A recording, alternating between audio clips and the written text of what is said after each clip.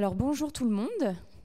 Je vais essayer d'être concise et d'arriver à respecter le timing des 20 minutes en vous exposant la RQTH, la reconnaissance de la qualité de travailleur handicapé.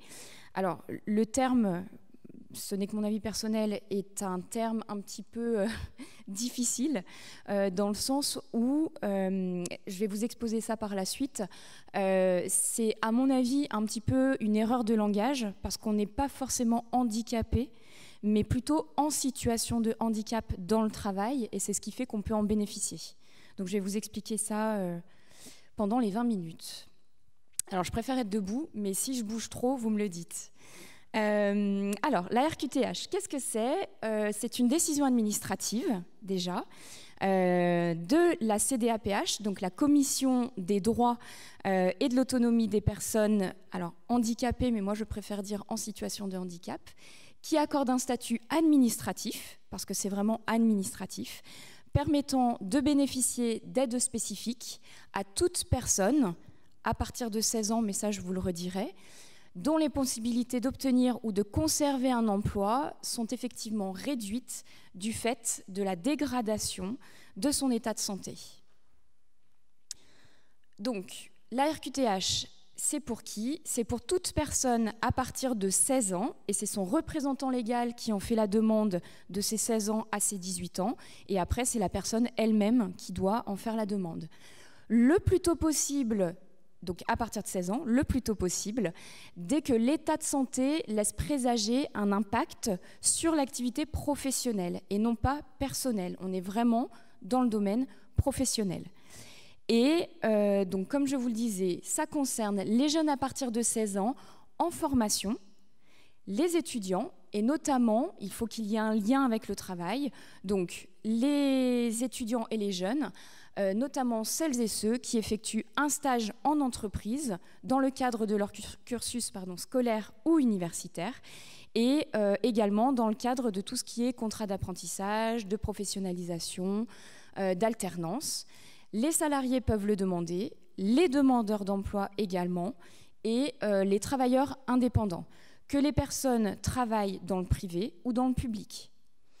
Et donc, c'est pour toute personne souffrant d'un problème de santé définitif ou temporaire, parce que ça peut être passager aussi, une problématique physique, sensorielle, mentale, donc tout ce qui va être plutôt cognitif, psychique, souffrant d'une maladie chronique, tout ce qui est maladie chronique évolutive, ça rentre aussi dans le cadre, et toutes ces problématiques de santé ont des conséquences sur la capacité à travailler, à conserver son poste lorsqu'on est déjà en poste, ou à trouver un emploi lorsqu'on est demandeur d'emploi et que l'on recherche un travail. Pourquoi la demander ? Alors, tout d'abord, j'ai voulu quand même vous signifier qu'il n'y avait pas d'avantage financier. Vous n'obtiendrez pas, vous, directement de l'argent. Par contre, le statut, qui est un statut administratif, va vous permettre d'obtenir des aides pour faciliter votre quotidien professionnel. Et elle donne accès, du coup, à différents dispositifs, différentes mesures, différents accompagnements par des professionnels. Et cela favorise donc l'insertion professionnelle, c'est-à-dire quand on recherche un emploi, ou alors le maintien dans l'emploi pour la personne en situation de handicap. Ces mesures, je vous ai mis des exemples, ça peut être un aménagement de la situation de travail. Pour les jeunes et les étudiants, ça peut être l'aménagement des conditions d'examen scolaire ou universitaire, avec les tiers-temps, par exemple. Ça peut être une aide au reclassement professionnel lorsqu'on ne peut plus exercer son métier et qu'on doit changer de métier. Ça peut être un accès aux formations, à des stages en entreprise. Alors là, c'est via le soutien de l'AGEFIP. L'AGEFIP, c'est celui qui récupère en fait les fonds auprès des entreprises et qui va reverser après l'argent. Et donc, il y a un dispositif spécifique qui existe pour les étudiants et les jeunes qui seraient en recherche de stage. Il peut y avoir un accompagnement. Et vous pouvez aussi bénéficier d'aménagements de concours ou dans le cadre d'un recrutement contractuel pour tout ce qui est spécifique à l'accès à un emploi dans la fonction publique. Voilà. Et donc pour l'employeur, si vous avez la RQTH et que vous décidez de le dire à votre employeur, il peut bénéficier d'aide à l'adaptation de votre poste de travail, à des aménagements, et il doit répondre ensuite au dispositif légal de l'obligation d'emploi. Et là, je vous donnerai la loi par la suite. La RQTH, c'est une démarche volontaire, individuelle et confidentielle. C'est-à-dire qu'on ne peut pas vous obliger à faire la démarche contre votre avis. Si vous ne souhaitez pas la faire, vous ne la faites pas. On ne peut pas vous obliger, même si, effectivement, il y a quand même des avantages à l'avoir. Elle est individuelle, il en faut une par personne, et elle est confidentielle. Personne n'est informé que vous avez la RQTH, à part l'organisme auprès de qui vous en faites la demande, et je vais vous expliquer par la suite quel est l'organisme, et les différents médecins que vous aurez sollicités pour obtenir les certificats médicaux que vous allez joindre à la demande de RQTH. C'est un statut qui est provisoire, qui est attribué pour une durée de 1 à 10 ans, et parfois sans limite de durée, effectivement, quand on considère que la situation de la personne n'évoluera pas. Donc, on part du principe que, potentiellement, la problématique de santé peut évoluer positivement comme négativement. Ça peut se dégrader, mais on a des personnes où la problématique de santé va être guérie, et du coup, elle n'est pas donnée de manière illimitée, sauf dans certains cas. La RQTH, donc, elle vise avant tout à reconnaître une situation handicapante dans le travail, pas dans la vie privée, comme je vous le disais, plutôt qu'un handicap. Ça veut dire que ça ne change pas les compétences de la personne. La personne, elle sait toujours faire des choses dans son métier et elle reconnaît donc que vous n'avez plus toutes vos pleines capacités à pouvoir remplir les missions qui vous sont demandées dans le travail. Comment on la demande? Alors, la RQTH, on peut la demander, comme je vous le disais, à partir de 16 ans par son représentant légal, donc son père, sa mère, voilà, les parents, le plus tôt possible, dès que l'état de santé laisse présager un impact sur l'activité professionnelle. J'ai essayé de scinder, ne sachant pas trop votre lieu de résidence. Donc, dans le Rhône, le dossier de demande de RQTH, il est à retirer et à déposer auprès de la maison de la métropole si vous habitez à Lyon et puis proche banlieue. Sinon, c'est la maison du Rhône. Dans les autres départements, c'est auprès de la maison départementale des personnes handicapées. En Isère, la maison départementale de l'Isère. Enfin voilà, en fonction des départements, elle peut changer de nom. Dans le Rhône, en tout cas, et aussi au niveau national, c'est un formulaire qui est national. Donc vous pouvez le retirer sur Internet, que vous habitiez dans le Rhône, la Loire, l'Ain, l'Isère, ce sera le même CERFA qu'il faudra remplir. À ce CERFA, il faudra automatiquement joindre un certificat médical. Le certificat médical peut être rempli soit par le médecin généraliste, soit par un spécialiste. Ce qui peut être fait aussi, c'est le généraliste qui le remplit et vous allez joindre des courriers du spécialiste, tout type de spécialiste médecin. Vous allez le joindre au dossier pour qu'il y ait de plus amples informations médicales. Et dans le Rhône, pour les salariés, il faut l'avis médical du médecin du travail. Donc, il faut prendre rendez-vous avec le médecin du travail qui vous recevra et qui regardera l'impact de votre problématique de santé dans le travail, ce que vous pouvez faire, ne pas faire. Et donc, il l'indiquera dans un certificat médical pour aider la commission à statuer sur l'obtention de la RQTH. Je vous ai mis le site où vous pouvez le télécharger. Alors ça, c'est le site du Rhône, parce que sur le site du Rhône, c'est plutôt bien fait. Vous avez vraiment tous les formulaires, le formulaire CERFA, le certificat médical, et il y a aussi des spécificités en fonction de la problématique de santé, c'est-à-dire que si on est atteint de problématiques visuelles, il faut un certificat en plus, auditif, il faut un certificat en plus, enfin voilà. Comme on est quand même dans le Rhône et que potentiellement les gens vivent dans le Rhône, je vous ai mis le lien pour le télécharger au niveau du Rhône. Et donc à renvoyer, vous le téléchargez, vous le complétez. Il y a une liste d'associations aussi sur le site internet qui pourra vous aider à le compléter parce que ce n'est pas forcément simple à remplir. Donc n'hésitez pas à solliciter les associations indiquées pour pouvoir le remplir et être accompagné. Et ensuite, vous pourrez retourner le dossier complet à soit la Maison de la Métropole, soit la Maison du Rhône. Alors, ça, je ne l'ai pas indiqué, mais lorsqu'on fait une demande, sachez qu'il y a un petit délai quand même. Vous déposez le dossier. Au bout d'1 mois à peu près, vous avez l'accusé-réception comme quoi votre dossier va être traité. Et 3-4 mois plus tard, vous aurez la décision de l'attribution ou de la non-attribution de la RQTH. Donc, au total, nous, on dit qu'il faut à peu près entre 4 à 6 mois pour l'obtenir. Et si vous devez la renouveler parce qu'elle a été attribuée sur 10 ans, n'oubliez pas qu'il y a un petit délai, n'attendez pas le dernier moment pour la renouveler. Comment la faire mettre en application? Alors, une fois qu'on l'a obtenue, comment est-ce que je fais? Déjà, c'est confidentiel. Donc, c'est à vous de voir si vous voulez prévenir l'employeur, le centre de formation, etc. ou pas. Si vous l'avez, c'est quand même pour pouvoir l'utiliser et pour qu'il y ait un bénéfice pour vous. Donc, pour les personnes en formation, il existe un label qui s'appelle H+ formation, sous-entendu handicap plus formation.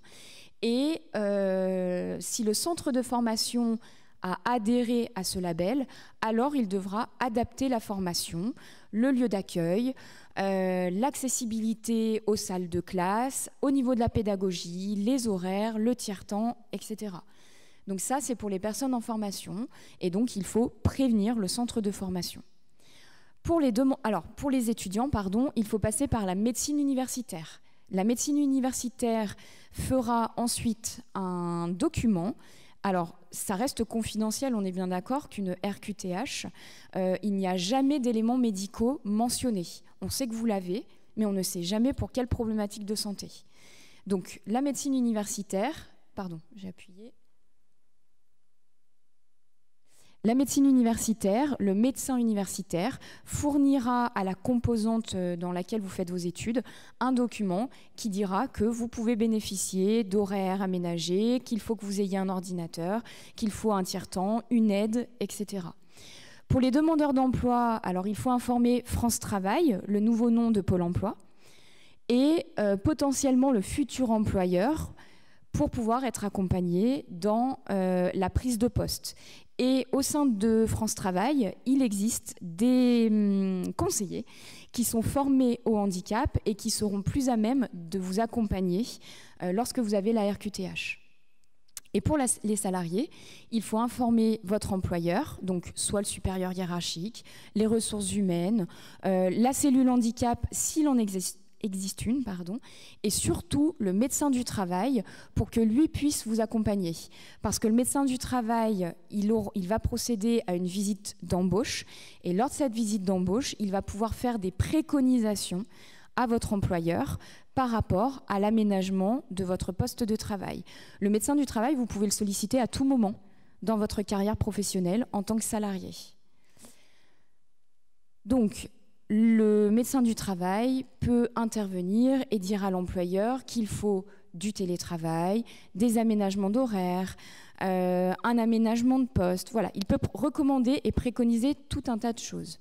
Sachant que depuis la loi de 1987 qui a été enrichie, il y a une obligation d'emploi des travailleurs en situation de handicap, ce qu'on appelle l'OETH, et ça vise à favoriser l'intégration des personnes en situation de handicap en milieu ordinaire de travail. Alors le milieu ordinaire de travail, c'est le milieu de travail où nous travaillons tous, par opposition au milieu protégé, où là, effectivement, vous êtes encadré en structure spécialisée. Donc c'est vraiment la différence que nous faisons. Et le milieu ordinaire de travail, cela inclut autant les employeurs publics que privés du marché du travail classique. Et donc dans cette loi dit que tout employeur ayant au minimum 20 salariés, il doit alors embaucher au moins 6% de son effectif total de personnes ayant la RQTH. Donc ça veut dire que s'il ne répond pas à ces 6%, il va payer ce qu'on appelle une pénalité et cet argent va être récupéré par la GFIP et la GFIP vous redonnera redonnera aux personnes qui ont la RQTH l'argent pour pouvoir se former, pour pouvoir être maintenu dans son poste de travail, pour pouvoir accéder à un métier, etc. Et donc, par rapport aux jeunes, la RQTH, elle peut aider lors d'un recrutement à l'issue des études. Que faire si la RQTH n'est pas appliquée? C'est-à-dire que votre employeur le sait, il a connaissance de votre RQTH, il a des préconisations du médecin du travail qui dit que vous devez faire du télétravail, avoir des horaires aménagés, et lui ne le respecte pas. Qu'est-ce qu'on fait si l'employeur ne respecte pas l'avis médical et votre RQTH? Eh bien, il existe une loi dans le Code du travail, alors qui n'est pas spécifique à la RQTH, c'est pour tous les salariés.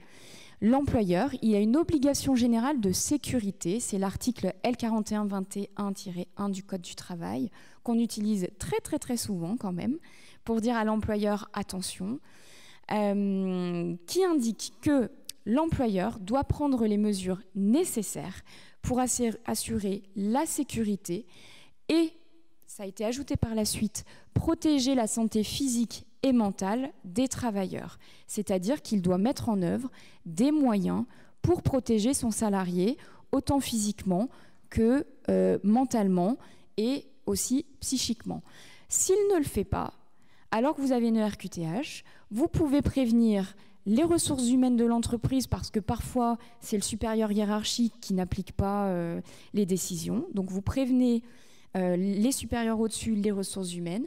Vous informez surtout le médecin du travail aussi, parce que ça veut dire que son avis médical n'est pas respecté.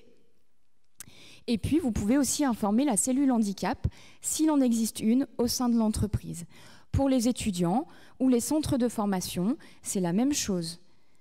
Les étudiants, vous revenez vers le médecin universitaire en disant que la composante, la discipline ne l'applique pas. Et pour les centres de formation, il faut aller voir la direction du centre de formation, comme quoi ce n'est pas appliqué. Si le médecin du travail a fait des préconisations à l'employeur, eh bien l'employeur est tenu de respecter la loi. Il a une obligation de résultat en matière de protection de la santé et de la sécurité des salariés de l'entreprise par rapport à l'article que j'ai inscrit ci-dessus. Et ces recommandations doivent être quand même, toute proportion gardée, applicables par l'employeur. Il ne faut pas que ce soit disproportionné. Et si ce n'est pas disproportionné et que l'employeur refuse malgré tout de prendre les mesures pour pouvoir vous maintenir dans votre poste de travail, alors il doit écrire au médecin du travail et aux salariés sur son refus. Pourquoi est-ce qu'il ne le met pas en œuvre, en application ? Si c'est justifié parce qu'il y a une impossibilité, ça met en péril l'entreprise, à ce moment-là, il n'y aura pas de sanction vers l'employeur. Mais si c'est injustifié, que l'employeur peut respecter les recommandations médicales, que l'employeur peut faire appliquer les aménagements de poste de travail, les horaires, etc., et que par écrit, il donne des explications un peu... qui le satisfont lui, mais pas les autres personnes, alors à ce moment-là, vous pouvez, en tant que salarié ayant la RQTH, saisir l'inspection du travail qui va venir voir ce qui se passe.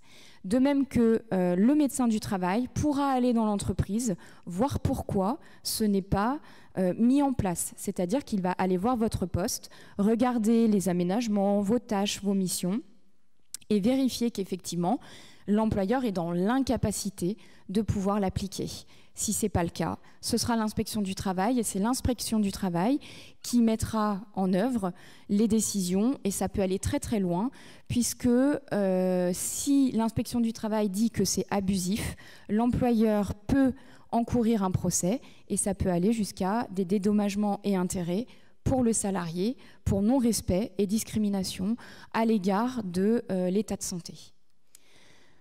Un employeur ne peut pas licencier un salarié du fait de son état de santé ou de son handicap, parce que sinon, c'est de la discrimination.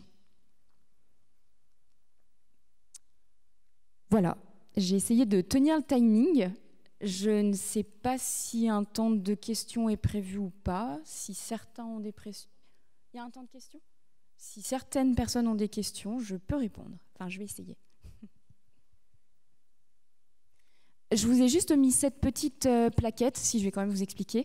Je travaille pour un service de santé au travail communément appelé la médecine du travail et on a créé une petite plaquette parce que, comme je vous le disais, reconnaissance de la qualité de travailleur handicapé. Alors bon, est-ce que être travailleur handicapé, c'est une qualité? Je ne sais pas.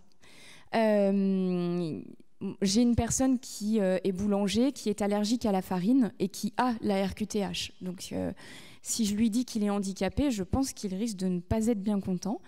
Et du coup, on a créé cette plaquette pour expliquer ce qu'est la RQTH. J'en ai amené quelques-unes que je poserai là. Donc, si vous voulez la prendre, vous pourrez venir la chercher. Ça vous donnera un peu les mêmes explications que ce que vous avez lu juste ici. Et si vous avez des questions, je peux répondre aussi.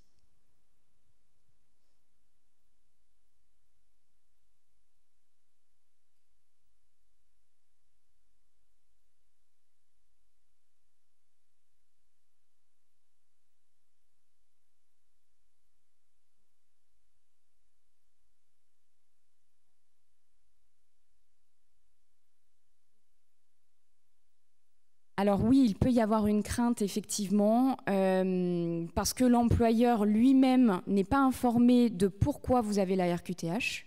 Déjà, il n'a pas l'élément médical et il peut s'imaginer un petit peu tout et n'importe quoi. Déjà, premièrement.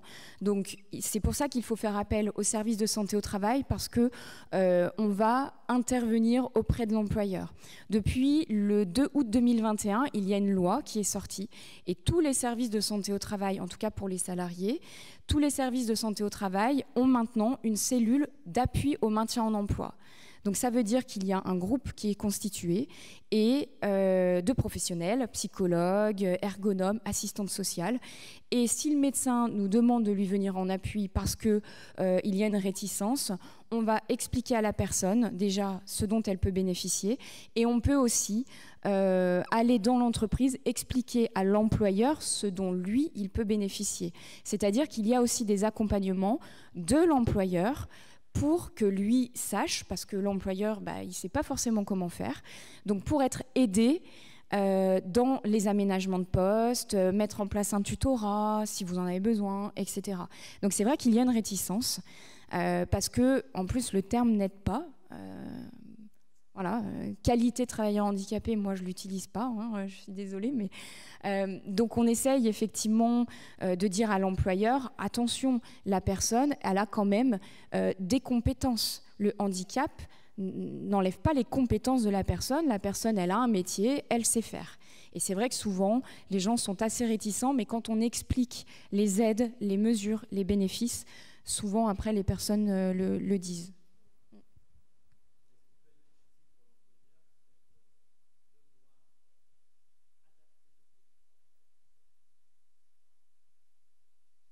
Alors, oui, l'employeur ne connaît pas les raisons et il n'a pas à connaître la raison. C'est-à-dire qu'il n'a pas à connaître la pathologie dont vous souffrez.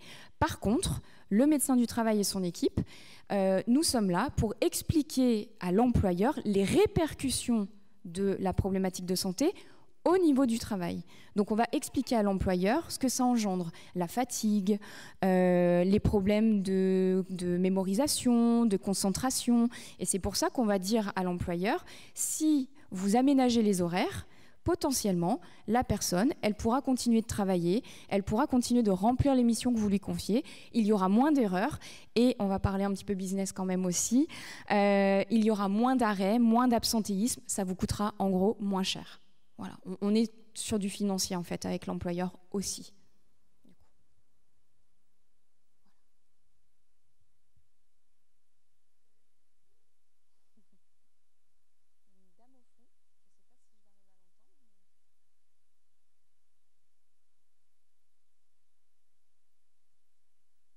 Alors, le CERFA, il n'est pas forcément simple à remplir, effectivement, parce qu'à l'intérieur, vous devez faire état un petit peu de votre projection à vous au niveau professionnel. Qu'est-ce que vous envisagez pour votre avenir professionnel? Et c'est un seul et même dossier que cela concerne la vie personnelle ou la vie professionnelle. C'est-à-dire que je disais qu'on peut le demander à partir de 16 ans, mais à 16 ans, on n'est pas salarié encore. Et est-ce que vous avez besoin d'aide dans la vie quotidienne? Parce que le dossier est le même pour l'AAH, l'allocation adulte handicapé, que pour la RQTH. Et c'est pour ça qu'il est quand même pas forcément évident à remplir. Donc sur le site que je vous avais mis, si je le retrouve ici, il y a une liste de structures qui peut vous accompagner pour le remplir. Alors pour ma part, en service de santé au travail, moi je suis psychologue du travail, donc je ne suis pas assistante sociale, mais en tout cas les personnes que je reçois qui ont une problématique de santé et qui me le demandent, je vais remplir avec eux le dossier, je vais leur expliquer et je mets mon tampon aussi. Pour que la MDPH, en cas de besoin, puisse me contacter. Voilà.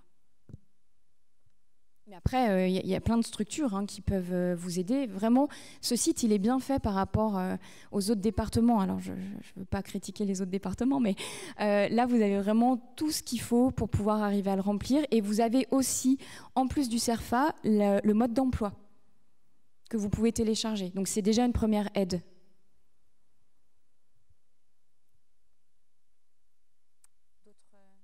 D'autres questions? Tout était clair? Parfait. Ah, pardon.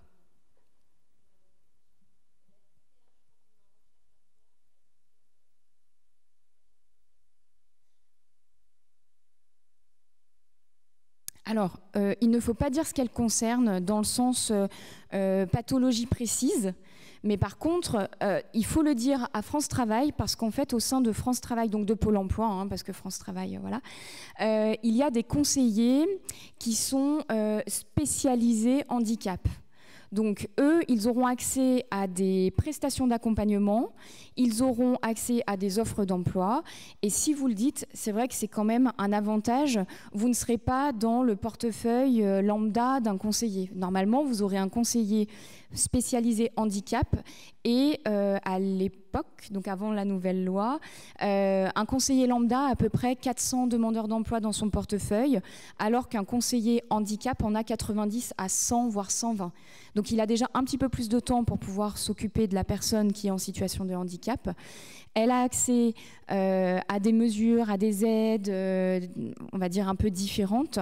Et vous pouvez juste spécifier au conseiller si c'est un handicap physique, mental, psychique, sans rentrer dans le détail de la problématique de santé. Parce que, enfin, moi, je ne demande pas forcément à la personne ce qu'elle a, je lui demande comment ça se manifeste dans le travail. Quelle est la problématique dans le travail? Voilà, c'est surtout ça. Normalement, on ne demande pas à la personne, votre employeur n'a pas le droit de vous demander quelle est votre problématique de santé, si vous êtes en arrêt, quand est-ce que vous pensez revenir. Alors c'est un petit peu compliqué parce que lui, il a besoin d'organiser l'activité, mais il n'a pas le droit de vous le demander au risque d'être dans les critères de discrimination. Voilà. Pardon? Oui. Alors oui, le handicap physique, oui. Oui, et le handicap physique, ça représente une toute petite partie du handicap. Souvent, il est invisible. Donc, c'est là la difficulté de l'employeur et sa fantasmatique à s'imaginer un petit peu tout et n'importe quoi. C'est pour ça que dans les services de prévention et de santé au travail, on essaye d'aller voir l'employeur et de lui dire pas de crainte, il n'y a pas de mise en danger d'autrui ou de qui que ce soit. Voilà ce que vous pouvez mettre en place. Et on essaye de lui apporter des solutions.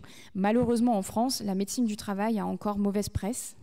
On reste déjà sur le terme de la médecine du travail, alors que ça ne s'appelle plus comme ça, c'est service de prévention et de santé au travail. Mais nous, on entend toujours dans les entreprises, il est cotorep, enfin, tout un tas de termes qu'on n'utilise plus depuis 20 ans, mais qui sont encore d'actualité, malheureusement. Donc voilà, on essaye vraiment de dire à l'employeur, il y a des solutions, mais est-ce que c'est compatible aussi avec l'activité de l'entreprise, parce qu'il y a quand même une réalité économique aussi au niveau de l'employeur.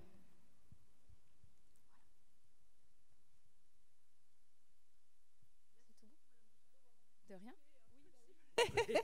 Mais comme il y a du monde derrière, donc on se permet de vous arrêter. Merci beaucoup. Donc on va poursuivre avec l'ESAT La Goutte d'Or, puisque une fois qu'on a sa RQTH, on peut peut-être aller travailler en ESAT. Ah ben voilà, la pensée à tout, Madame de Chavannes. Donc je passe le relais à l'ESAT La Goutte d'Or et Madame Poussa. Merci bien. Bonjour messieurs, dames. Alors nous, on va vous présenter donc avec Vincent qui est là, qui se présentera, et Tristan qui a un petit peu de mal à venir, mais qui viendra, je pense. On va vous présenter effectivement le travail en ESAT, l'ESAT La Goutte d'Or, et plus spécifiquement l'atelier dédié aux travailleurs autistes. Donc l'ESAT La Goutte d'Or, c'est l'ADAPI du Rhône. L'ADAPI du Rhône a un stand là dans l'entrée. Et à l'ESAT La Goutte d'Or, il y a 10 ans, il a été question d'ouvrir ce qu'on appelait à l'époque une section pour les personnes autistes. Donc on a mis en route ça. Donc c'est-à-dire que au départ on n'était pas tout à fait dans les ateliers de production. Je ne sais pas si tout le monde connaît un peu le principe d'un ESAT. En fait, on va peut-être pouvoir commencer par là. C'est-à-dire que on est un établissement médico-social de travail pour accueillir des personnes en situation de handicap, mais pour accompagner les personnes au travail. C'est-à-dire que les ESAT ont des ateliers de production avec des clients, avec des commandes. Ce ne sont pas des ateliers occupationnels, ce sont vraiment des ateliers de travail, de production, et qui s'inscrivent dans le tissu économique de la région. Donc on a au sein de cet ESAT ouvert une section donc spécifique pour personnes autistes. Section parce qu'au départ on n'était pas un atelier, on était même dans des locaux différents de ceux des ateliers de production. Et on a créé de toutes pièces cette section en mettant le plus possible en place d'outils visuels pour permettre aux personnes autistes de pouvoir comprendre ce qu'on attendait d'elles, de pouvoir comprendre le travail, de pouvoir comprendre quelles étaient les consignes, et puis aussi d'organiser cette section de manière la plus structurée possible pour répondre aux attentes et aux besoins des personnes autistes. Donc progressivement, on est allé dans les ateliers, on est allé chercher du travail dans les ateliers, et puis on ramenait le travail dans notre section, et puis là, on mettait les gens en situation de travail et on pouvait du coup voir quels étaient leurs besoins spécifiques pour pouvoir se concentrer, pour pouvoir respecter les consignes, etc., etc. Et puis petit à petit, le projet étant d'intégrer à terme ces personnes dans les autres ateliers, on a commencé à faire des temps d'immersion. Et puis on s'est rendu compte que c'était pas tout à fait facile, et puis que parfois c'était un peu plus long que prévu.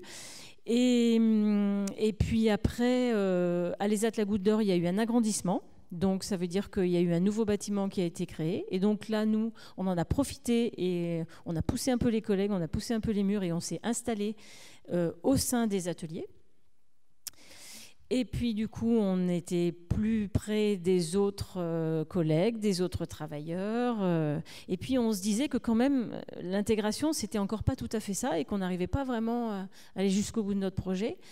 Et on a décidé, au bout d'un moment, de faire le mouvement inverse. C'est-à-dire que pour certains travailleurs, ils sont allés s'intégrer et intégrer leur travail dans les autres ateliers.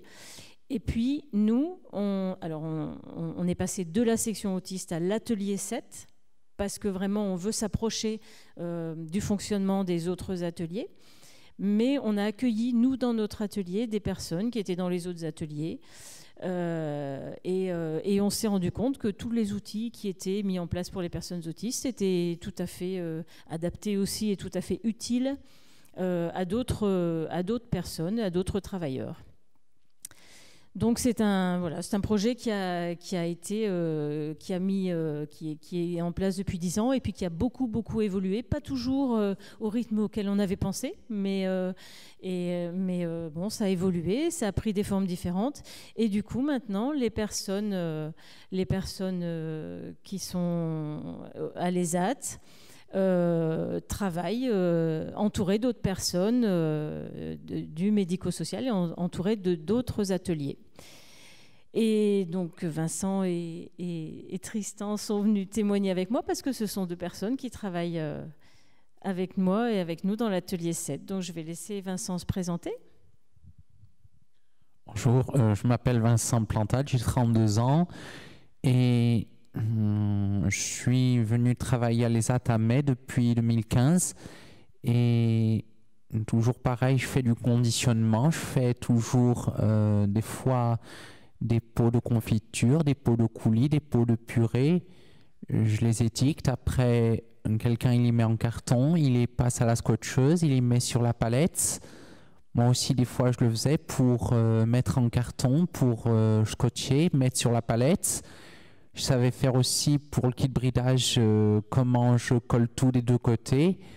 Ensuite, je ferme de ce côté, je mets tout dedans. Je ferme tout de l'autre côté, je mets tout sur la palette. Voilà.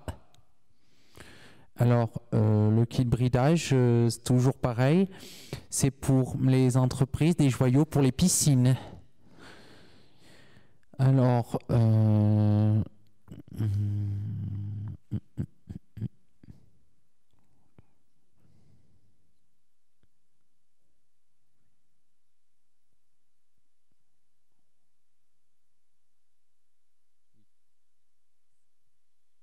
Donc, en fait, effectivement, tout ce que vous présente Vincent de son travail, c'est effectivement, on fait beaucoup de conditionnement.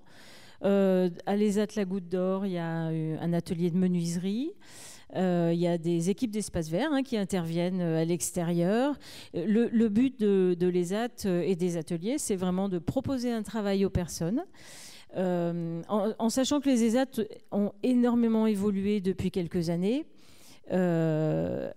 Autrefois, quand une personne arrivait en ESAT, alors elle était orientée, elle avait une orientation ESAT et elle arrivait en règle générale assez jeune, elle venait d'un IME, d'un IM Pro et puis c'était un peu une voie tracée, quoi. C'est-à-dire IME, IM Pro, on allait en ESAT, on faisait sa carrière en ESAT, voilà.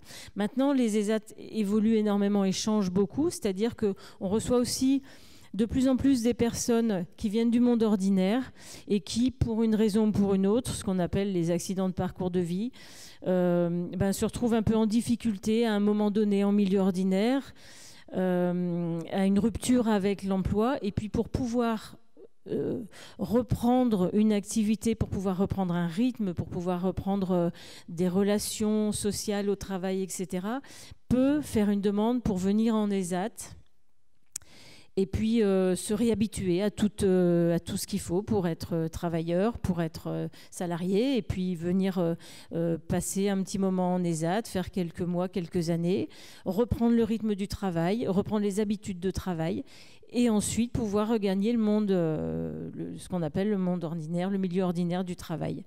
Donc il y a vraiment, il faut vraiment avoir cette représentation maintenant de l'ESAT, vraiment cette notion de travail sur laquelle on insiste aussi nous beaucoup, parce que ce sont vraiment des ateliers de production et qui sont vraiment ancrés dans un système de travail avec une reconnaissance d'un travail fait correctement, des exigences du client, des cahiers des charges. Il faut toujours contrôler ce qu'on fait, on a des délais à respecter.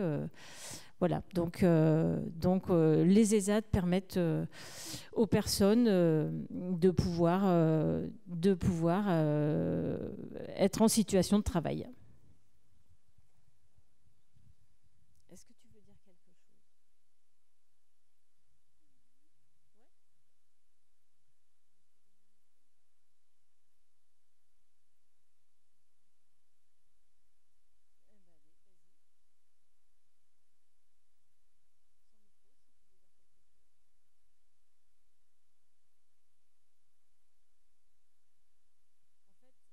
Donc Vincent et Tristan m'accompagnent aussi pour témoigner parce que dans tout ce processus qu'on a entamé il y a 10 ans, dans cette section qui est devenue un atelier.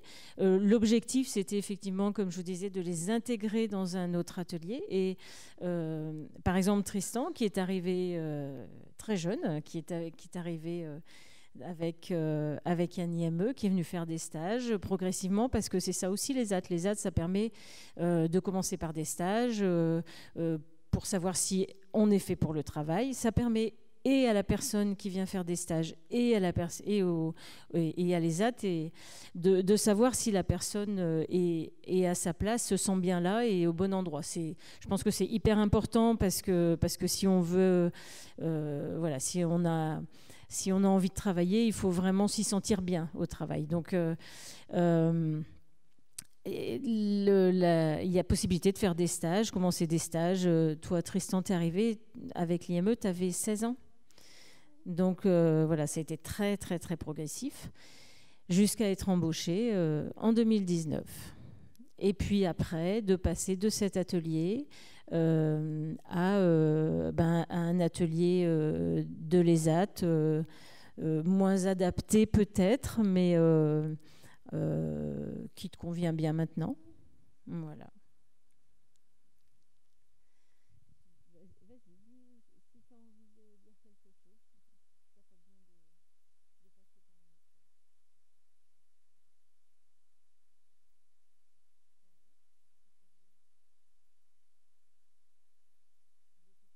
Ouais. Il y a une chose aussi qui est importante à dire, moi qui me paraît importante, c'est ce matin tu as passé une RAE parce que donc Vincent et Tristan sont venus nous rejoindre avec la maman de Vincent là. Et ce matin, Vincent et Tristan étaient au travail. Et Tristan a passé une RAE ce matin au travail, c'est ce qu'on appelle une reconnaissance des acquis et de l'expérience, qui permet aussi de donner une qualification aux travailleurs en ESAT. Sur des tâches bien précises. Et donc, ça permet, par exemple, si un jour Tristan veut changer des AT ou alors trouver un travail dans le milieu ordinaire en disant, moi j'ai la RAE de ce travail, je sais faire ça, j'ai une compétence, elle a été reconnue par le milieu du travail et voilà. Donc, ça montre bien aussi effectivement l'importance de cette notion de travail. C'est bon, Vincent ? Voilà, on vous a présenté en quelques mots, effectivement, les AT La Goutte d'Or. Je ne sais pas s'il y a des personnes qui veulent poser des questions. Alors, vous pouvez... Donc, il y a effectivement, dans le stand des associations, là, il y a le stand de l'ADAPI. Et puis, nous, ESAT Goutte d'Or, on a un stand là, dans la partie plus professionnelle où il y a effectivement des photos. Si vous avez 5 minutes, ça donne une idée plus précise de ce qu'on fait en ESAT, du travail qui est fait, des adaptations qui sont mises en place. Donc il y a des photos, des films qui représentent peut-être plus concrètement ce qui est fait à l'ESAT La Goutte d'Or. Et dans les autres ESAT, parce qu'on est, là présent notamment par rapport à l'ensemble des ESAT de La Goutte d'Or qui sont regroupés sous la nomination, on va dire, commerciale d'OSEAT. Donc, si vous voulez, pour que ça vous parle plus et pour que ça soit plus concret, vous pouvez vous rendre au stand, il y a des photos et des films.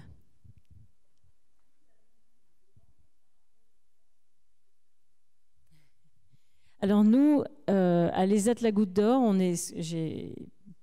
effectivement, c'est quelque chose que je n'ai pas précisé, on est situé dans l'ouest lyonnais. C'est-à-dire, je ne sais pas si les gens situent l'Arbrelle, Saint-Laurent-de-Chamousset, encore un peu plus loin. L'ADAPI étant c'est l'ADAPI du Rhône, c'est une structure du Rhône, mais nous on est un petit peu en dehors. Donc il y a des places, il y a encore quelques places. Il y a aussi un hébergement maintenant à l'ESAT La Goutte d'Or.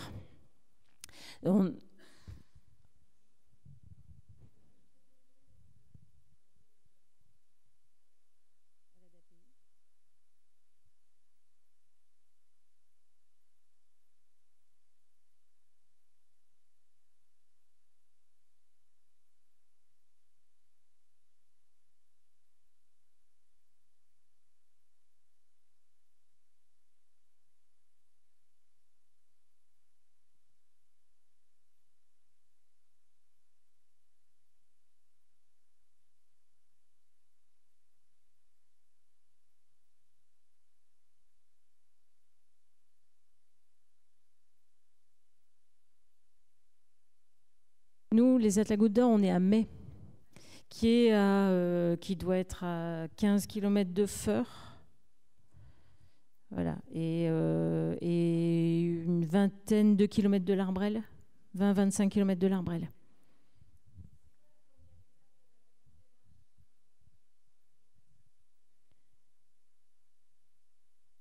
Alors, il y a plusieurs possibilités. Nous, on a des partenariats, par exemple, avec les IME, les IM Pro. On a des partenariats, donc ils viennent faire des stages. Ils emmènent des jeunes, soit individuellement, soit en groupe.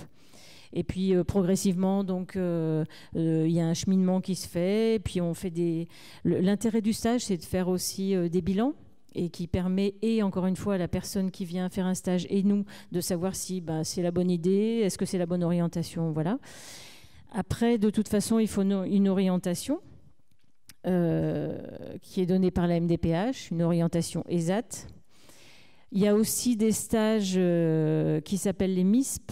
Alors, moi, je travaille dans un atelier, je ne suis pas assistante sociale, mais on a des personnes qui sont, c'est ce dont je vous parlais tout à l'heure, qui ont été dans le milieu ordinaire. Et il y a eu une fracture, et puis donc ce sont des personnes qui veulent reprendre le travail. Et donc il y a des formes de stage qui s'appellent les MISP, c'est la mise à disposition de situation professionnelle, je crois, et qui permet. Alors c'est un stage sur une quinzaine de jours. Et ça peut être par ce biais-là aussi, pour quelqu'un qui vient du milieu ordinaire. Voilà. Après, je pense qu'il faut contacter les assistantes sociales des établissements pour savoir un petit peu comment ça peut s'envisager.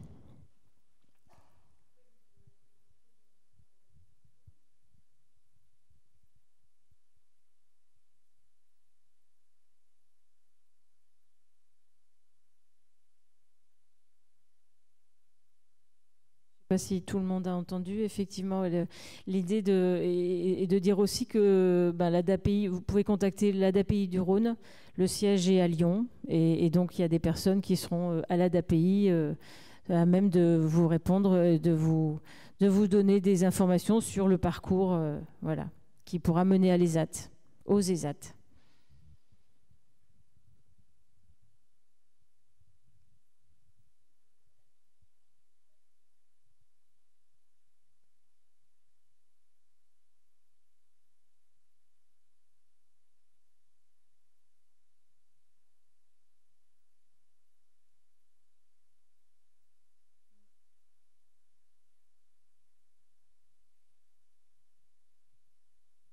Ouais. Alors au début où on a ouvert cette section, moi j'avais regardé un petit peu et effectivement, alors il y a des choses très précises et notamment dans l'ouest de la France, j'avais vu beaucoup d'ESAT, alors autour du soin pour les animaux ou alors autour de la restauration. Dans ces secteurs-là, il y avait des choses particulières pour les personnes autistes. Mais il semblerait effectivement que la section autiste de la Goutte d'Or soit un petit peu à part dans les aménagements qu'on a fait. Ceci dit, et dans les ESAT, et dans tous les ESAT, et notamment dans les ESAT de la Goutte d'Or, parce que maintenant, il y a beaucoup de diagnostics qui sont faits. Enfin, on sait qu'il y a des personnes autistes qui sont intégrées dans les ESAT, sauf que peut-être qu'au départ, on ne savait pas qu'elles étaient atteintes de troubles autistiques. Mais il y a des personnes qui ont des troubles autistiques et qui travaillent en ESAT. Effectivement, l'avantage de cet atelier, de cette section, ça a été de mettre en place tout ce qui était nécessaire pour que les personnes soient le moins angoissées possible, le mieux repérées possible. Et de cette façon-là, on a pu effectivement leur demander plus de choses parce qu'une fois que le cadre était posé, une fois que tout était rassurant, une fois que tout était repéré pour les travailleurs, ça a été plus facile de pouvoir amener des modifications, des évolutions dans leur quotidien. C'est-à-dire qu'une fois qu'elles ont su ce qu'était le déroulé de leur journée, une fois qu'elles ont repéré les locaux, une fois qu'elles ont repéré les personnes, ça a été plus facile après effectivement pour pouvoir leur demander d'aller travailler dans d'autres ateliers. Voilà, on sait que c'est ce qui rassure les personnes autistes, hein, donc oui, effectivement, j'ai pas entendu beaucoup d'ateliers spécifiques avec les aménagements nécessaires. Ceci dit, nous, les aménagements, on en enlève progressivement parce que le but étant quand même, en tout cas le but du projet initial, hein, c'était effectivement d'intégrer les personnes dans les autres ateliers.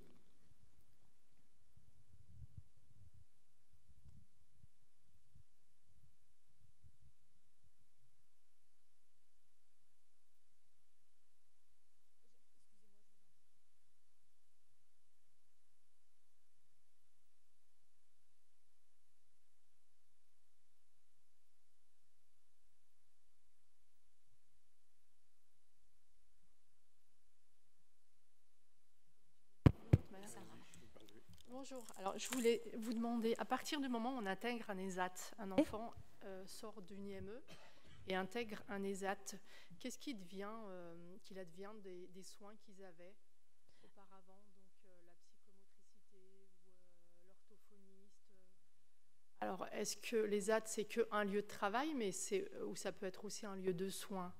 Alors, l'ESAT, c'est principalement un lieu de travail, mais tous les accompagnements, on va dire, qui sont mis en place peuvent perdurer. Alors après, c'est plus l'ESAT qui organise, parce que j'imagine dans un IME, il y a des professionnels dédiés à ces soins-là. Oui. Voilà. Oui. Nous, dans l'ESAT La Goutte d'Or, il y a une infirmière, il y a une psychologue, il y a un psychiatre, il y a une assistante sociale.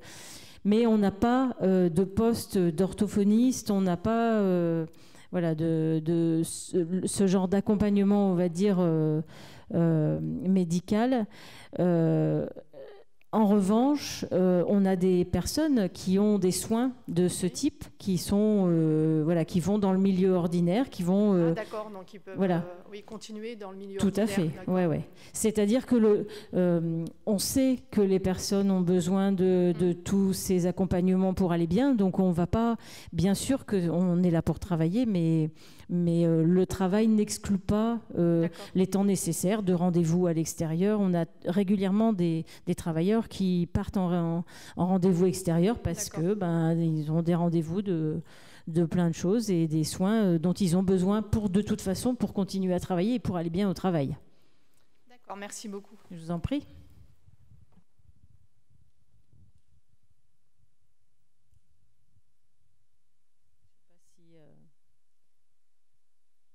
pas si vous n'avez plus de questions.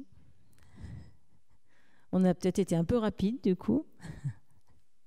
Mais enfin, voilà, je vous invite, si vous avez un petit peu de temps à venir au stand de OSEAT et des ESAT de la Goutte d'Or pour voir un petit peu. Enfin, on a des films et des photos et ça vous parlera, je pense, plus concrètement. Je ne sais pas où sont les responsables. Comment ? Ça fait 20 minutes ? Bon, ben voilà, donc on est dans les temps. Merci à vous, en tout cas. Ça y est, c'est fini ?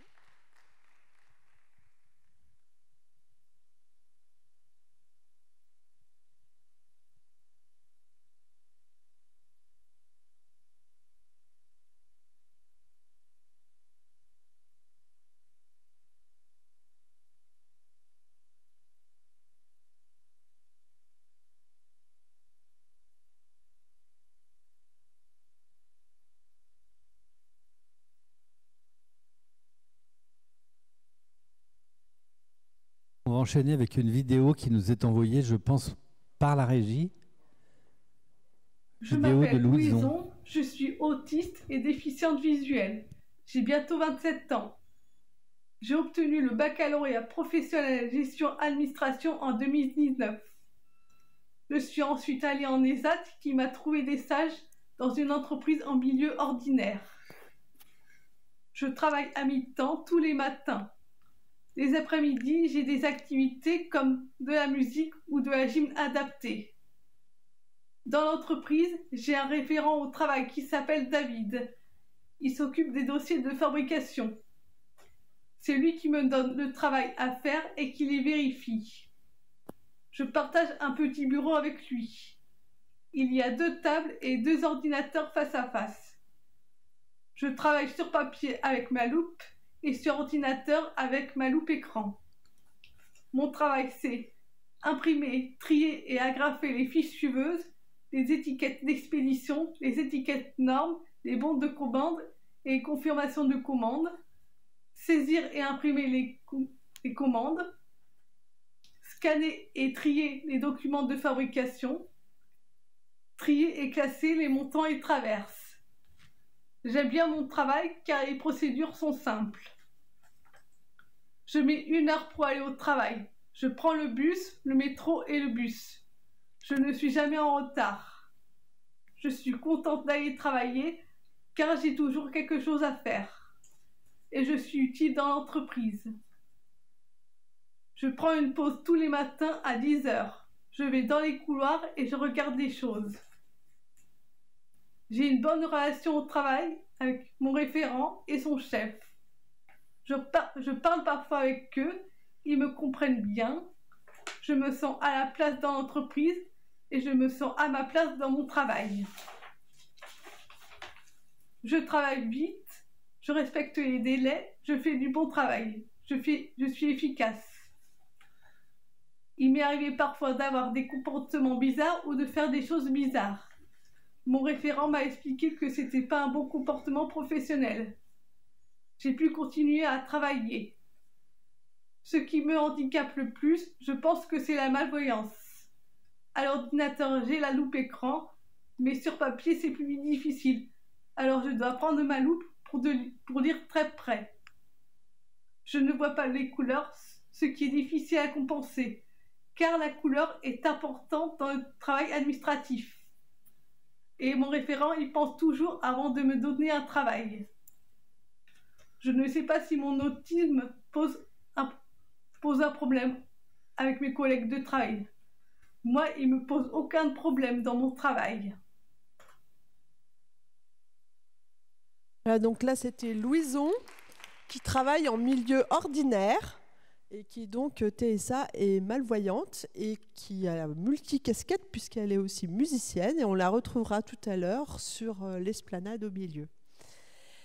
Pour continuer notre tour, on va écouter Myriam Assina-Djerbi sur Cap Emploi.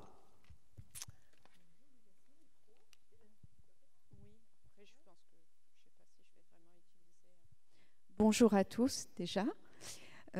Alors moi vous m'en voudrez pas, mais dans la présentation que je vous ai envoyée, je ne l'ai pas mise à jour et donc il n'y a pas noté France Travail, mais Pôle Emploi, mais ça restera bien sûr entre nous.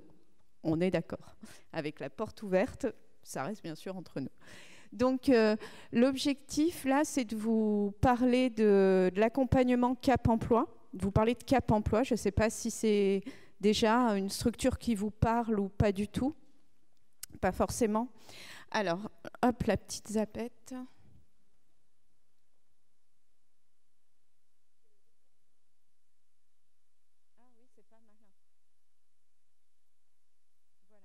Alors, sur le Rhône, on est situé, le siège de Cap Emploi est situé à Lyon 7e, à Gerland.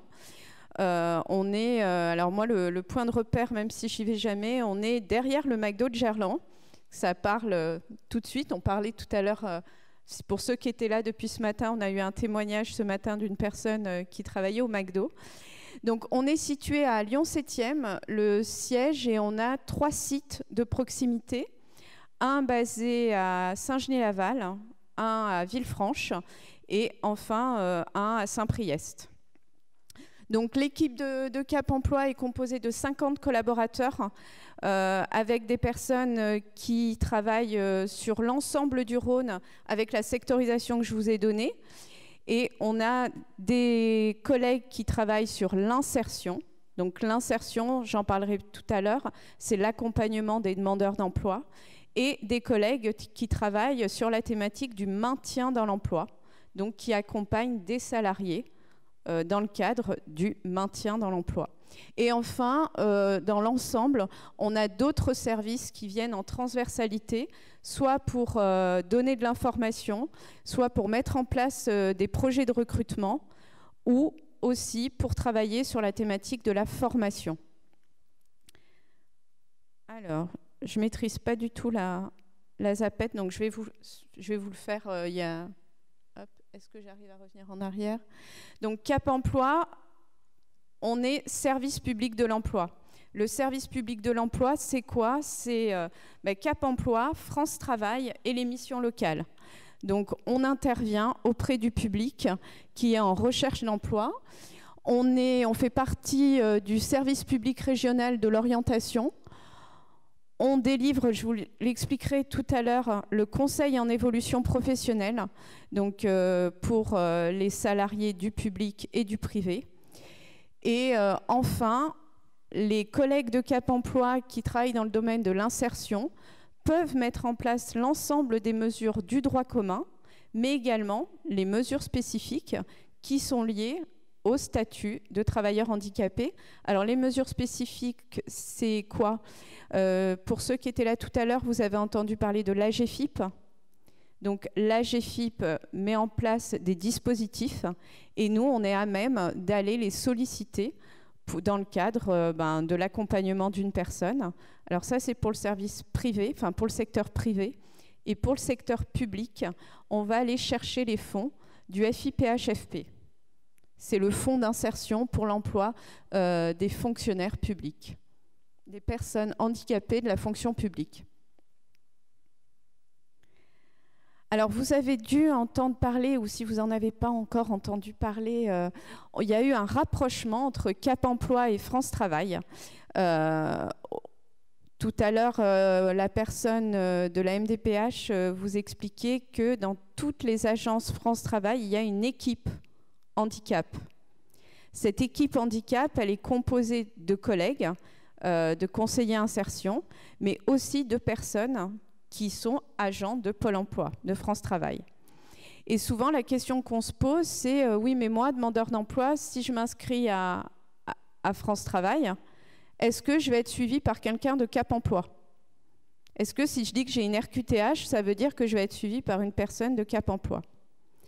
La réponse, elle est non, pas obligatoirement.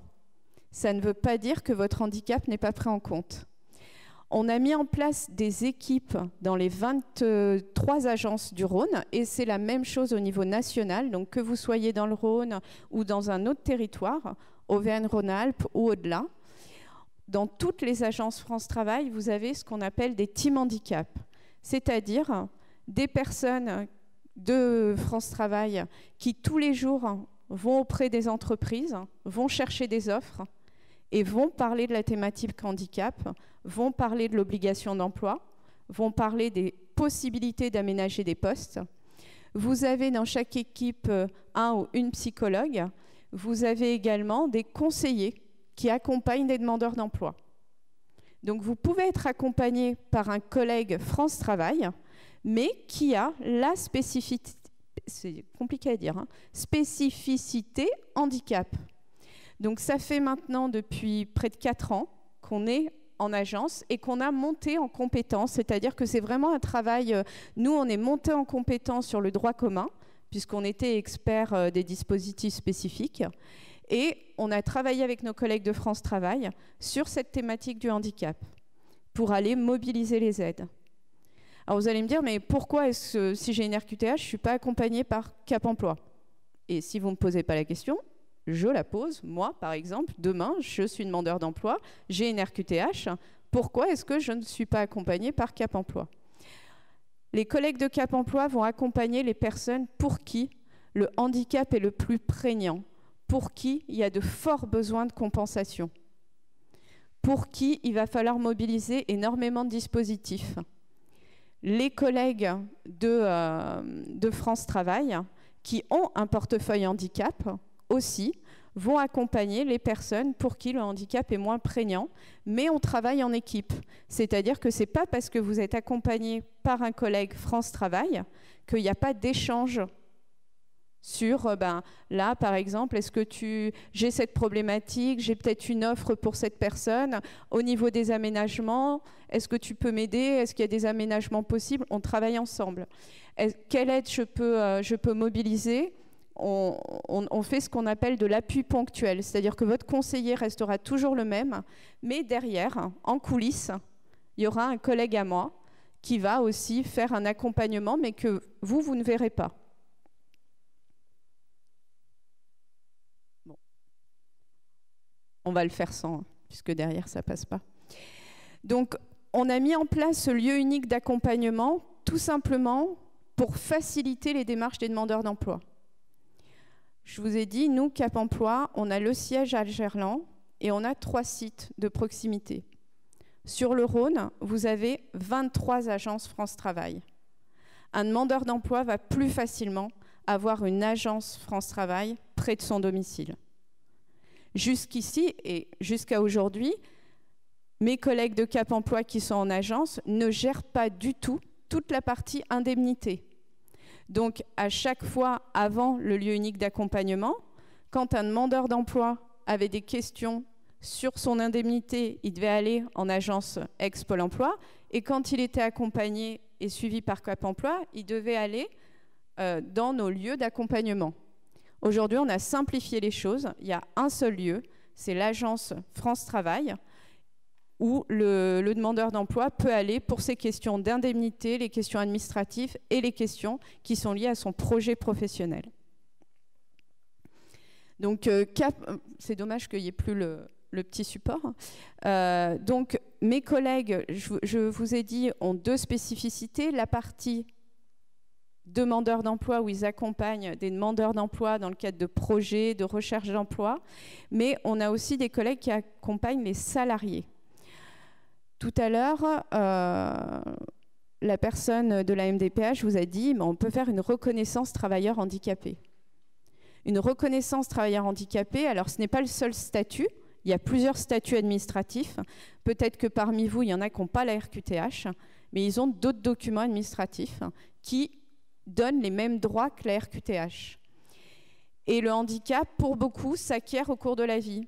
Donc on peut être en poste depuis des années, avoir le même poste, et puis un jour, un accident de la vie, une maladie, bref, fait que vous ne pouvez plus accomplir ce poste-là dans les mêmes conditions. Donc, on a des collègues qui vont intervenir, on a des signalements, on travaille avec les services de santé au travail, on peut être sollicité par la personne en direct, par les services de santé, par l'employeur, pour nous dire, voilà, moi j'ai un retour de la médecine du travail qui me dit qu'il faut faire des aménagements de poste. Donc on va intervenir en entreprise avec le salarié pour aménager son poste de travail et mobiliser les aides nécessaires pour que la personne puisse toujours accomplir sa mission ou voir avec l'employeur si on va passer par une formation parce que le poste que la personne occupe actuellement, elle ne peut pas être occupée, elle ne peut plus l'occuper telle qu'elle l'occupait jusqu'ici. Donc voilà pour les 2 expertises, une expertise sur la partie demandeur d'emploi, une expertise sur la partie salarié maintien dans l'emploi. Et tout à l'heure, je vous ai dit, on a aussi des équipes qui travaillent en transversalité, qui délivrent le conseil en évolution professionnelle. Le conseil en évolution professionnelle, c'est quelque chose qui peut être mis en place pour toute personne. Dans son parcours, on peut à un moment se poser la question de se dire « bon, ce que je fais, ça ne m'intéresse plus ». On l'a beaucoup vu avec la période de confinement, où beaucoup de personnes se sont posées des questions sur le poste qu'elles occupaient. En ce qui nous concerne, il faut savoir que c'est de la reconversion subie et pas de la reconversion choisie. C'est-à-dire que les personnes qu'on accompagne, elles ne se sont pas dit à un moment j'ai envie de changer de poste, j'ai envie de voir autre chose, mais ma situation de santé fait que je ne peux plus occuper le poste que j'occupe aujourd'hui. Et ça, c'est important parce que le travail, il n'est pas le même, parce qu'on est vraiment sur du temps long, parce qu'on accompagne la personne, on est au rythme de la personne. Sur tous les dispositifs dont je vous ai parlé, l'insertion, le maintien, on est au rythme de la personne. Le chef d'orchestre, c'est la personne. Nous, on vient en appui et c'est elle qui nous dit « là, ce n'est pas le moment pour moi. Aujourd'hui, moi, ma problématique, elle est plus de l'ordre du soin. Donc, on va prendre plus de temps. Ou on va travailler ensemble sur un projet et on va définir avec cette personne le projet professionnel. » Une chose importante qui a été dite en début d'après-midi, c'est que seule la médecine du travail a à connaître la pathologie. Nous, on ne viendra jamais vous poser la question sur la pathologie. Quel est votre handicap? On ne va pas travailler là-dessus, on n'est pas médecin. C'est une information, on ne saurait pas quoi en faire. On va voir avec vous quels sont les possibles, quelles sont les contre-indications. Parce que l'objectif, ce n'est pas de vous accompagner vers un projet qui ne sera pas viable sur le temps. On a des personnes qui ont des pathologies avec des maladies évolutives. Et l'objectif, ce n'est pas de vous trouver un poste qui va tenir 1 mois, 2 mois, 1 an. C'est de pouvoir travailler sur du temps long et de voir avec vous, de sécuriser le poste pour que demain, vous puissiez intégrer un projet sur lequel vous puissiez vous épanouir sur du long terme. Voilà, je vois que ça a défilé en même temps derrière moi. C'est vrai que je n'ai pas parlé des employeurs, ça tombe bien. Donc on travaille auprès des employeurs, tout employeur, que ce soit public ou privé. On va récolter des offres, on va mettre en place des projets. Alors moi j'ai coutume de dire qu'on ne fait pas du volume, on est plutôt des petites mains, on fait de la dentelle. Donc quand on met en place des forums, des job dating, c'est souvent des petits volumes.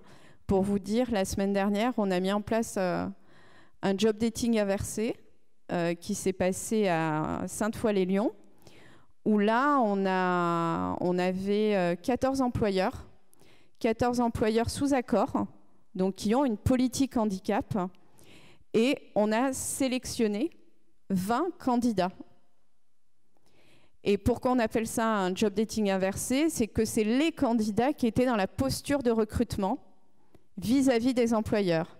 Donc les 20 candidats ont été installés à des bureaux toute la journée, enfin toute la matinée. Bien sûr, il y avait petit déjeuner et buffet, parce qu'on accueille bien les candidats.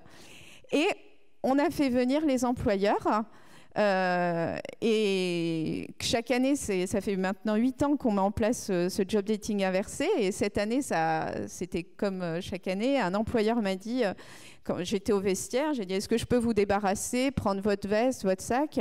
Ah ben non, c'est pas la peine, de toute façon, je vais être installé à un bureau. J'ai dit, non, non, vous n'allez pas être installé à un bureau. C'est vous qui allez devoir bouger. Donc, les employeurs jouent le jeu. C'est-à-dire que même si la personne qu'ils rencontrent ne correspond pas du tout à leur environnement de travail, tous les employeurs rencontrent tous les candidats. C'est la base de cet exercice. Et là, vous allez me dire pourquoi. C'est peut-être une perte de temps pour le candidat, c'est une perte de temps pour l'entreprise. Non, on les briefe en amont. C'est-à-dire qu'au-delà d'être dans vos entreprises, vous avez un réseau, vous avez des amis, vous avez une vie sociale. Et vous pouvez aussi accompagner, donner des conseils à la personne sur la manière qu'elle a de se présenter. Je ne vous ai pas dit, il n'y a pas de CV.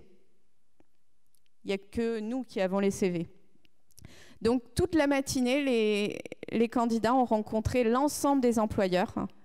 Et c'est uniquement à la fin de la journée, voire le lendemain, que les employeurs reçoivent les CV des personnes.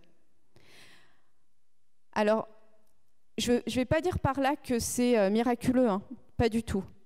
Mais cet exercice-là, pour nous, il est important parce que chaque année, ça va déclencher, soit remotiver et désacraliser la relation à l'employeur. Quand on est demandeur d'emploi, et je ne sais pas, mais je pense qu'on l'a tous été, moi je l'ai été, et aller dans un forum avec son paquet de CV et faire la queue derrière des stands et vous rencontrez un recruteur qui est souriant, qui est agréable, mais il en a vu plein et il en a encore plein à voir. Et à la fin de la journée, il n'en peut plus et il part avec sa pochette de CV.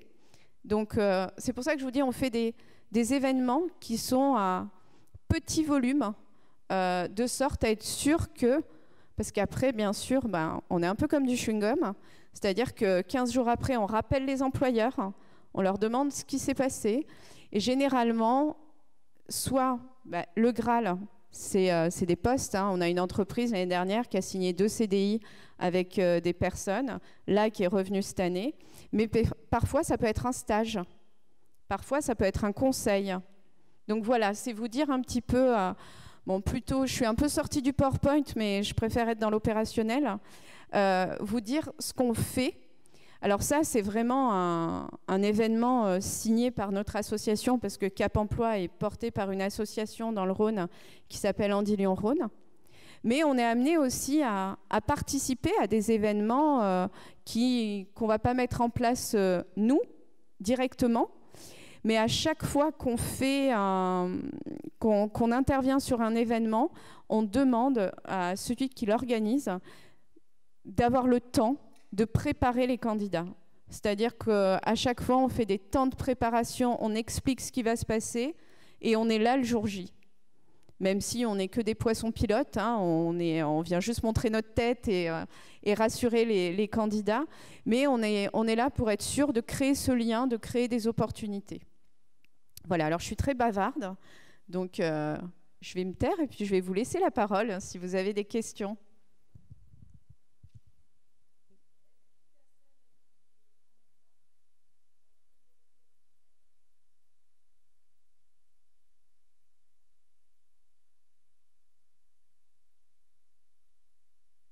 Alors, il y a plusieurs choses, puisque c'est vrai qu'il y a l'aspect « je suis en poste », j'ai le statut de travailleur handicapé, mais je suis en veille.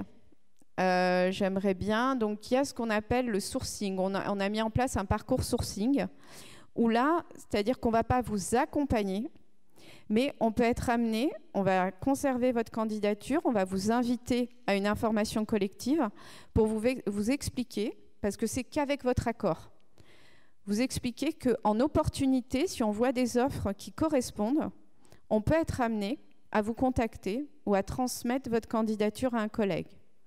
Ou à un événement, comme je viens de dire, ou d'autres, s'il y a d'autres événements.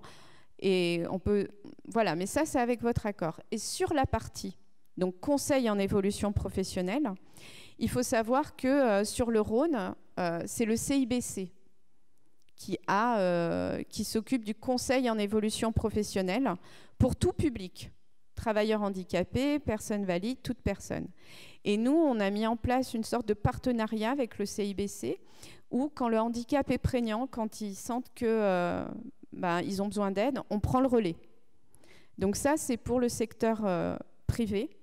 Et pour les agents du service public, là, c'est nous qui intervenons avec les équipes.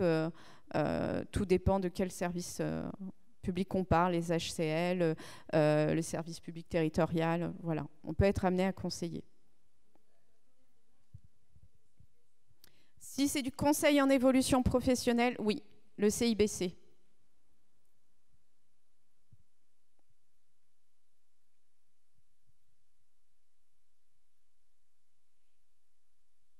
Et je ne l'ai pas dit, je vous ai dit qu'il y avait, on a entendu parler de la RQTH, mais il n'y a pas que la RQTH.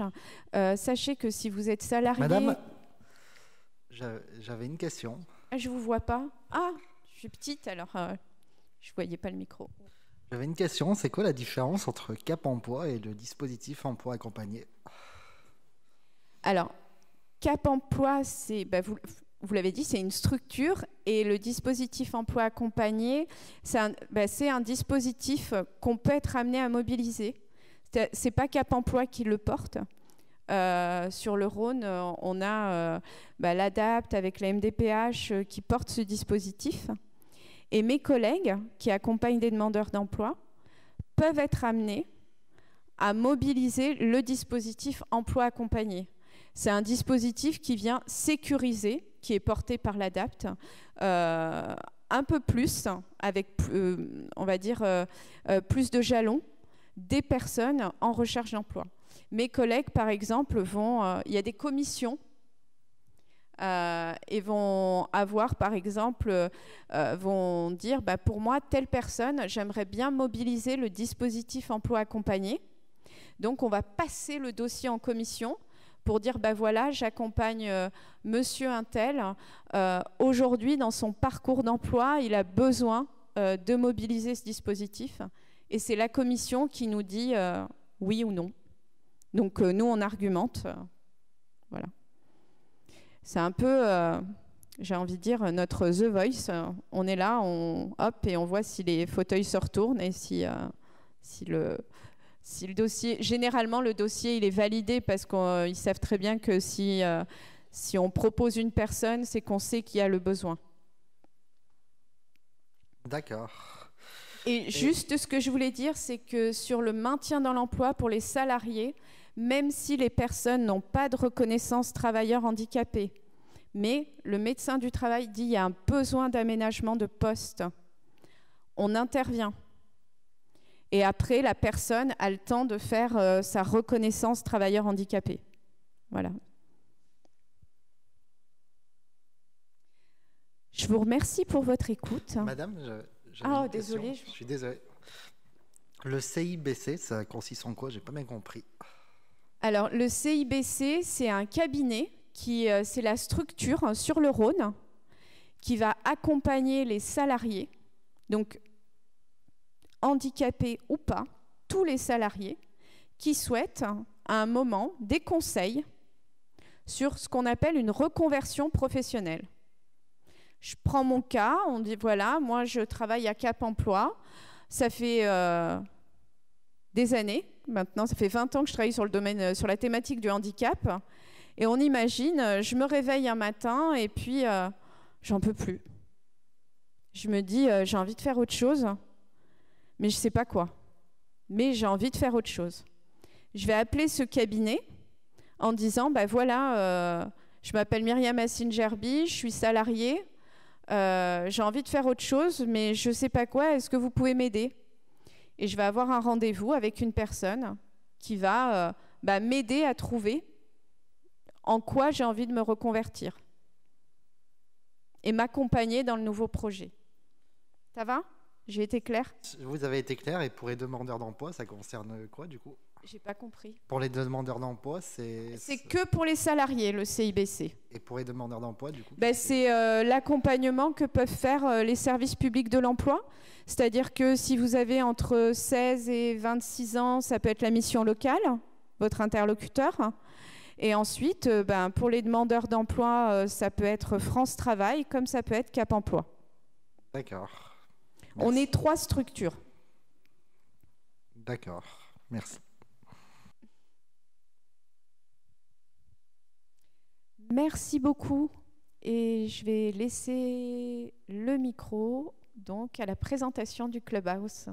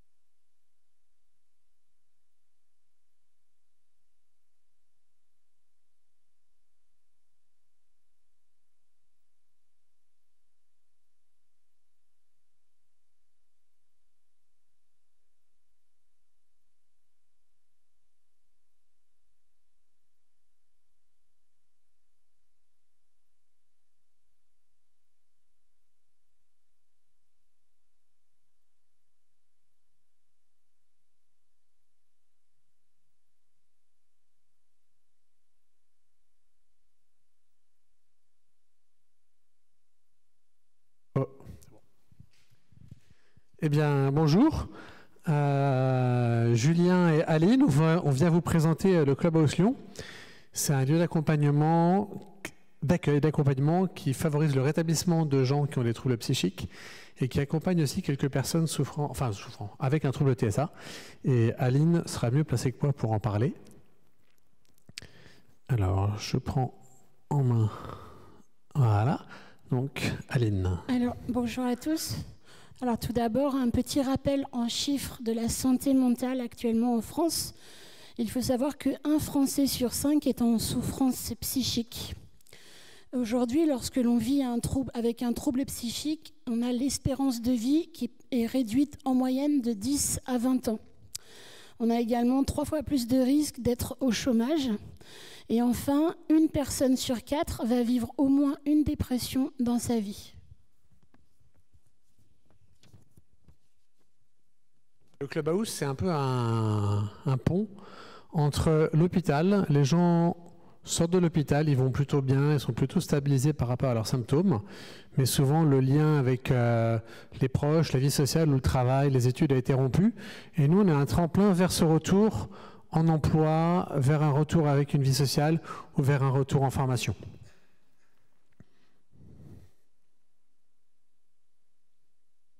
Les Clubhouse ont 3 objectifs. Ce sont des lieux d'accueil de jour qui ont 3 missions. Tout d'abord, la réinsertion sociale et professionnelle.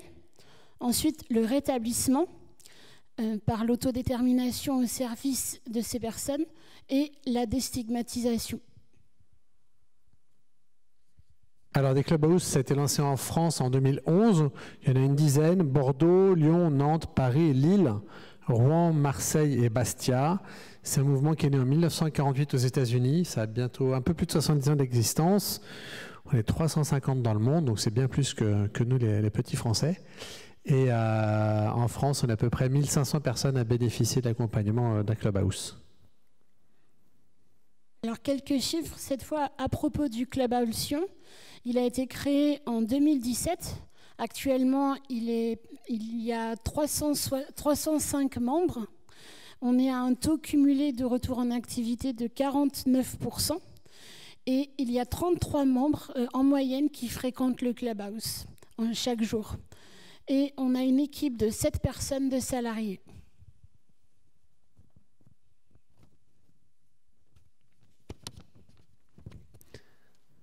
Donc Aline va nous décrire un petit peu les interactions et les principes qui fonctionnent au Clubhouse.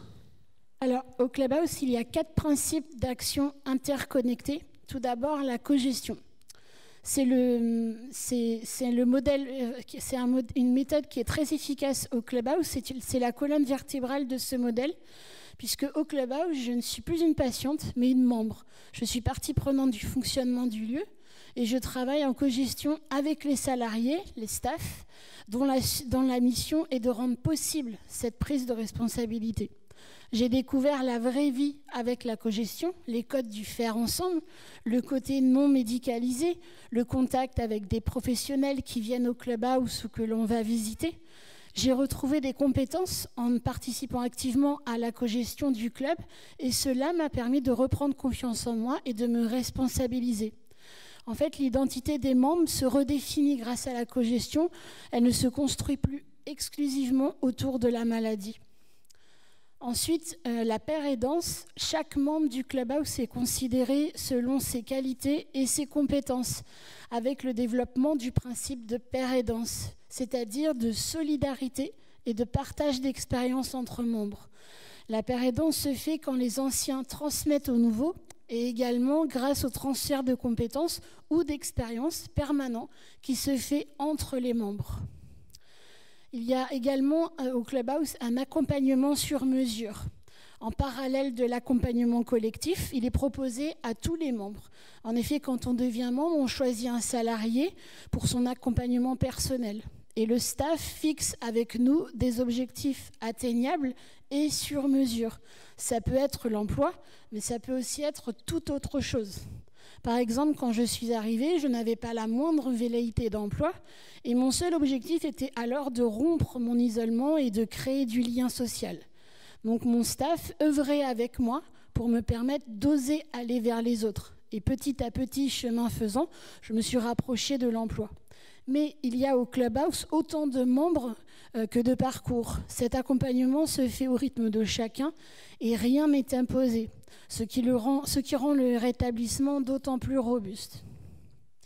Enfin, le soutien à l'autodétermination. Il y a un terme qui revient beaucoup au Clubhouse, c'est l'empowerment. C'est la restauration du pouvoir de décider et d'agir. Et au Clubhouse, les staffs assurent le maintien du cadre et la dynamique du Clubhouse. Ce sont des salariés non soignants. Volontairement, les staffs sont en sous-effectif, de façon à rendre la participation des membres à la vie du Clubhouse réellement indispensable afin de développer leur pouvoir d'agir. Chaque membre est libre de venir quand il veut, au moment où il veut et sans avoir besoin de prévenir.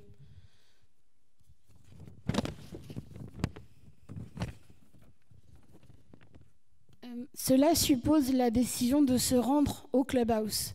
L'autodétermination se traduit également dans les réunions en elles-mêmes où l'on se répartit le travail, car cette répartition ne se fait que sur la base du volontariat. L'objectif est de nous amener à faire des choix pour soi et pour le collectif. Alors notre impact, ça permet aux gens de reprendre confiance en eux. Vous avez vu 40% de retour en activité. Ça concerne du retour en emploi, en formation, en bénévolat, en stage aussi.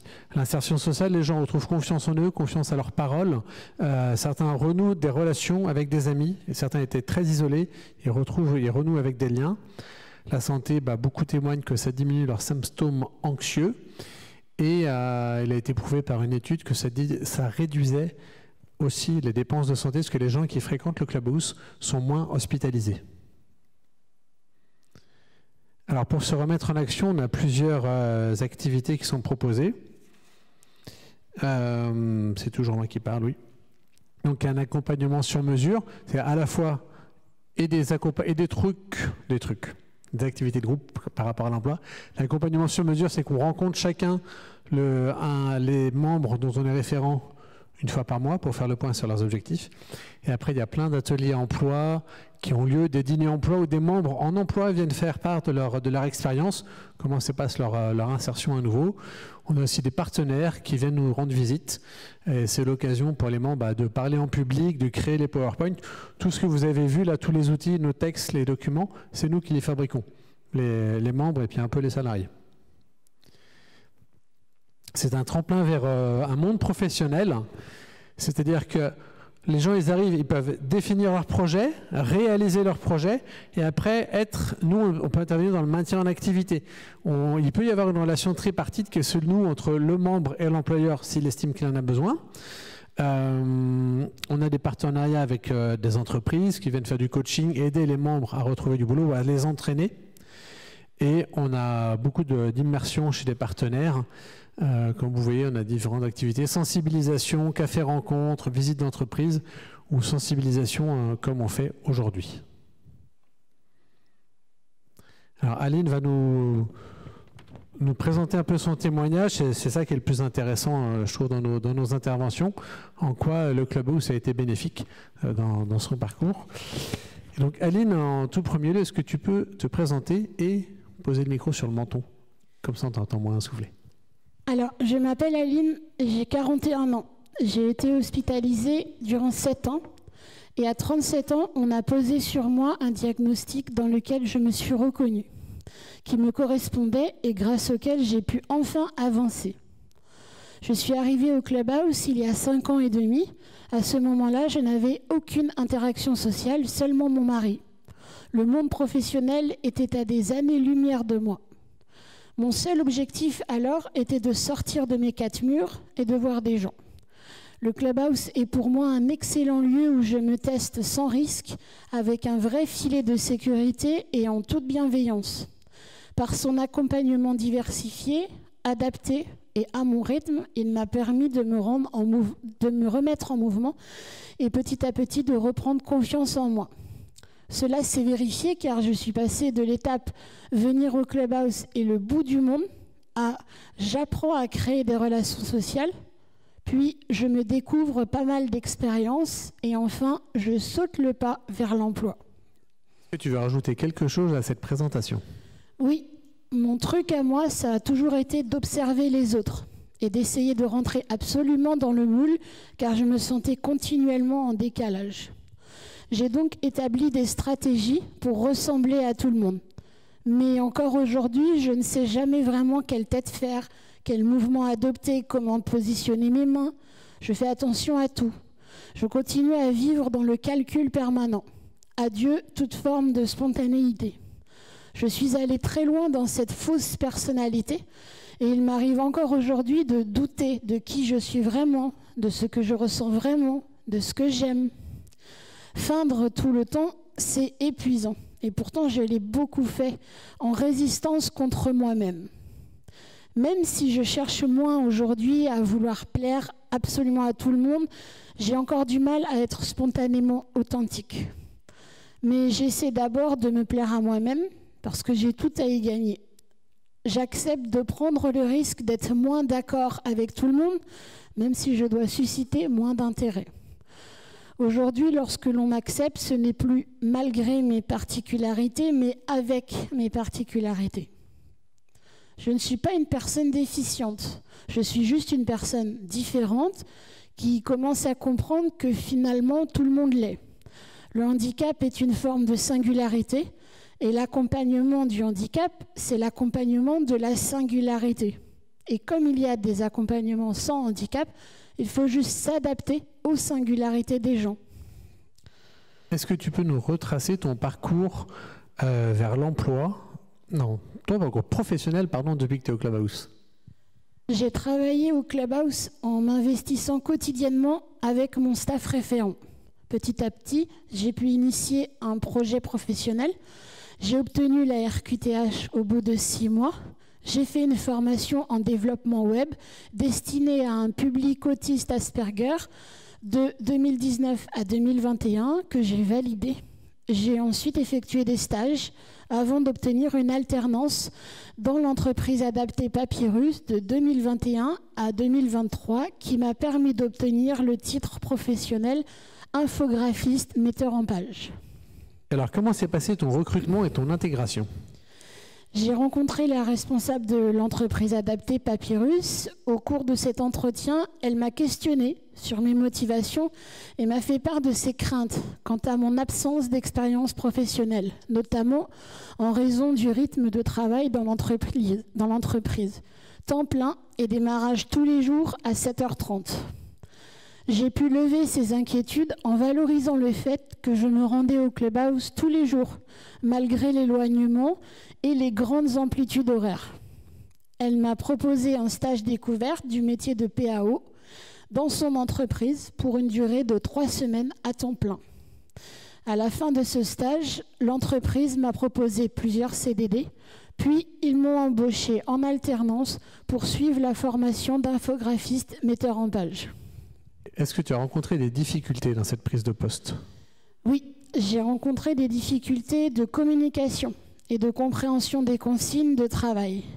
L'environnement était masculin et mon chef me donnait les mêmes consignes que tout le monde de manière un peu rude. Autre exemple, mon chef soupirait après une tâche que je n'avais pas réalisée comme il le souhaitait. Je le percevais, je le prenais très personnellement, cela m'affectait énormément. Mais je constatais que les autres collègues n'étaient pas affectés par ces agacements, qui n'y prêtaient pas attention. Quand mon chef me disait « ça va pas, tu reprends tout », en pensant à une seule partie du dossier qui n'allait pas, je comprenais qu'il fallait reprendre tout le dossier depuis le début, ce que je faisais. Je mettais donc beaucoup plus de temps à lui rendre le travail. Et au bout d'un moment, il venait me voir pour me demander ce que je faisais et pour quelles raisons je n'avais pas encore fini. Cela m'a beaucoup appris sur moi. J'ai compris que j'étais très premier degré. Je prends tout très au sérieux, au sens strict, sans distance. Tout est très vite grave pour moi, ce qui me stresse énormément et crée des réactions inadaptées, comme de me surinvestir. Enfin, mon poste de travail donnait le dos à la porte d'entrée du service. Aussi, je ne voyais pas les gens arriver, ce qui me stressait énormément. Chaque bonjour me faisait sursauter. J'étais terrorisée et donc muette. Je ne répondais pas de façon audible au bonjour et j'angoissais une fois la personne éloignée. Que pouvait-elle penser de ma réaction? Et peut-être y voyait-elle de l'impolitesse. Alors, qu'est-ce que tu as fait de toutes ces difficultés? Suite à la répétition de ces difficultés, j'ai pris mon courage à deux mains et fini par en parler à mon chef. Nous avons mis en place une façon différente de communiquer. Je lui ai reformulé chaque consigne et il me confirmait ou il m'infirmait. Cela me prenait de l'énergie, mais c'était nécessaire et très utile. Tout au long de mon alternance, j'ai beaucoup progressé là-dessus. Et cela m'a permis d'intégrer que la relation professionnelle n'a rien à voir avec la relation personnelle. C'était juste que parfois, mon travail ne correspondait pas à l'attendu et cela ne voulait pas dire que j'étais nulle. À mon entretien de fin d'alternance avec la responsable de site, mon chef m'a dit combien il avait appris à mes côtés et que je lui avais permis de remettre en question sa communication. Est-ce que tu as rencontré d'autres difficultés et si oui, comment tu les as gérées? Oui, l'arrivée d'un deuxième handicap, physique cette fois, est survenue au milieu de l'alternance.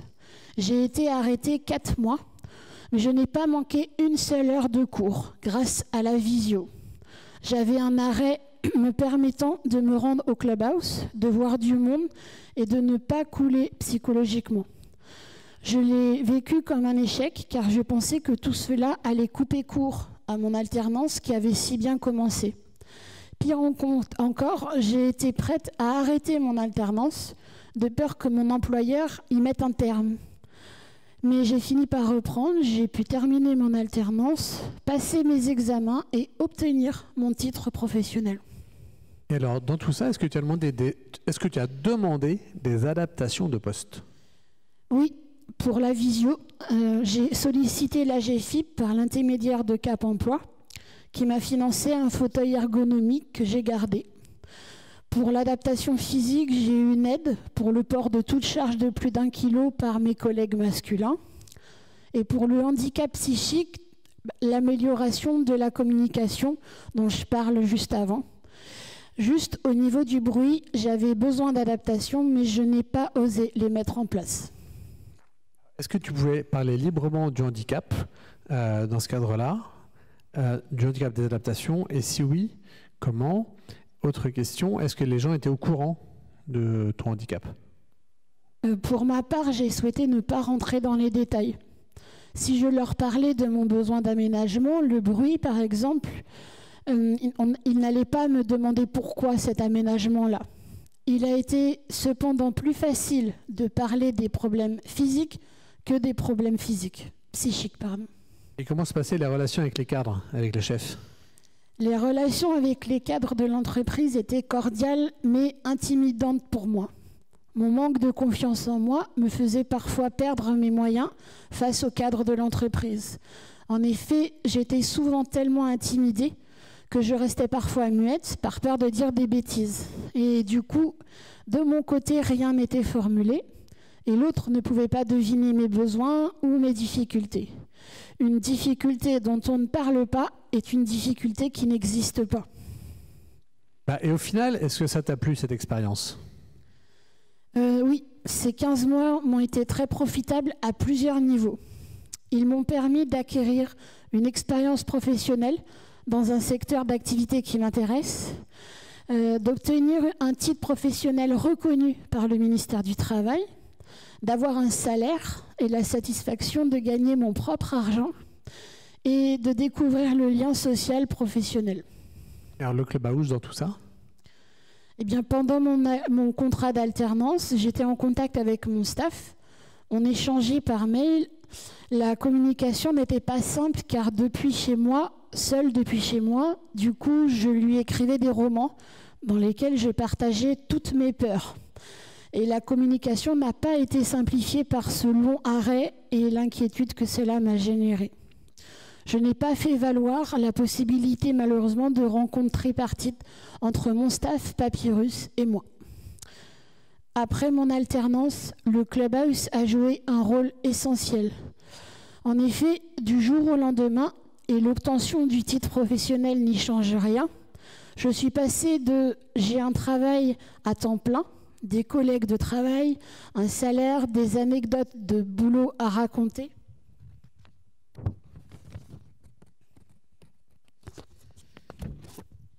à plus rien de tout ça. Ce qui m'a amené à la conclusion que ces 15 mois qui venaient de s'écouler n'étaient en fait qu'une illustration de ce que je ne serais jamais capable d'obtenir sur la durée. Le Clubhouse m'a permis d'éviter de ruminer ce genre de pensée toxique toute seule dans mon coin. Il a été un amortisseur de chute. Alors, aujourd'hui, je reste en veille et je me maintiens en activité en me rendant chaque jour au Clubhouse et en continuant à me lever chaque matin. Comment envisages-tu la suite? Je souhaite aujourd'hui trouver un CDI dans une entreprise. Cependant, j'ai conscience que j'ai un profil très junior. Aussi, je ne m'interdis pas, si mes recherches restaient infructueuses, d'essayer de faire un complément de formation en alternance. Merci pour votre écoute. Merci à vous.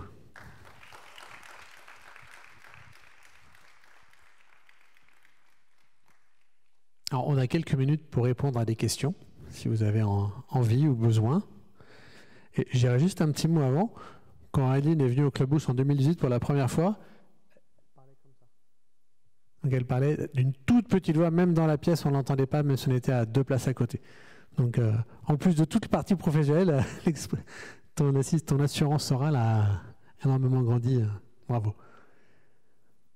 Bah, à vous, si vous avez envie.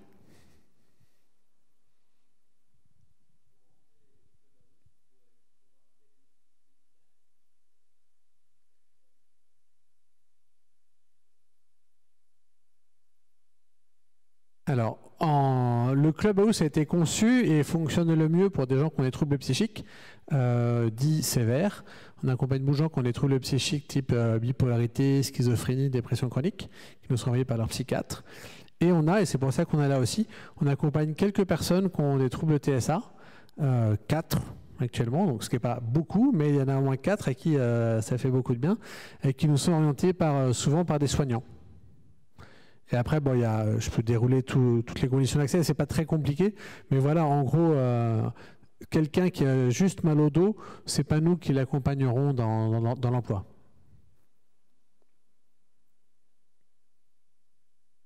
Oui. Oui.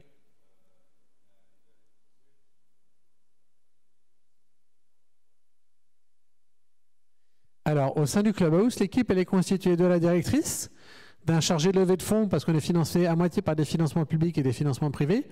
Et ensuite, on est 5 salariés à accompagner les gens dans leurs projets, et surtout à faire tourner le lieu au quotidien, parce que là, on a un peu passé dessus, mais on est 33 personnes viennent chaque jour. On fait à manger, on fait le ménage. Bon, on fait à manger pour 33, mais on fait les interventions d'entreprise. Notre intranet, il a été fait par un de nos membres. Donc voilà, on fait tout ensemble. On fonctionne comme une entreprise et les personnes bénéficiaires du Clubhouse sont aussi les bénévoles et ceux qui le font tourner. Et nous, les salariés, on est un petit peu des managers ou qui distribuons les tâches en fonction des besoins de la journée ou des semaines. Et alors le profil, moi j'ai un DUT de commerce, une maîtrise tourisme-hôtellerie et je fais 4 ans de philosophie. J'ai 2 collègues qui ont fait école de commerce et droit. Une autre, elle a fait que école de commerce. Et voilà, et avant, elle avait fait de l'hôtellerie de luxe. Donc en fait, c'est des gens qui viennent plutôt du monde de l'entreprise ou associatif, qui sont recrutés, ça c'est nos responsables qui ont décidé ça, parce qu'on est supposé connaître le marché de l'emploi et le travail vu qu'on y a été. Et on n'a pas besoin d'être soignant au sein du Clubhouse parce qu'on travaille avec la partie qui va bien des gens. La partie, entre guillemets, malade des gens qu'on accompagne, ça se fait en CMP, au psychiatre ou je ne sais où, quelle autre association. Mais ce n'est pas de notre ressort. Il n'y a pas de soignants, il n'y a pas d'éducateurs, de psychologues, d'infirmiers, de psychiatres. Voilà pour notre équipe.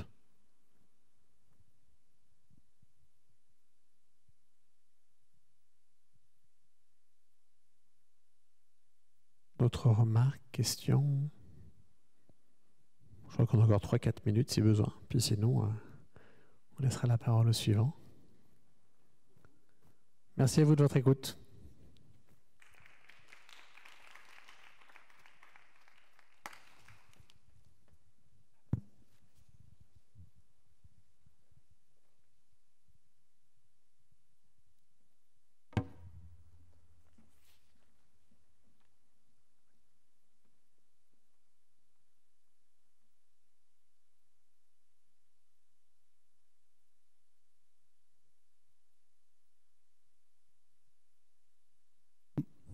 Maintenant, on attend Madame Blanchard, Céline Blanchard, qui vient nous parler du job coaching. Elle n'est pas là ?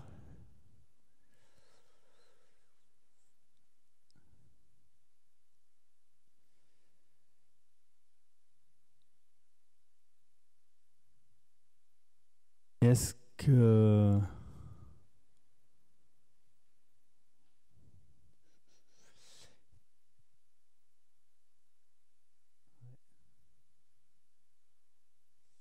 Et Madame Gomis, est-ce que Madame Gomis est là? Elle doit suivre, on va peut-être inverser les présentations. Non plus? Il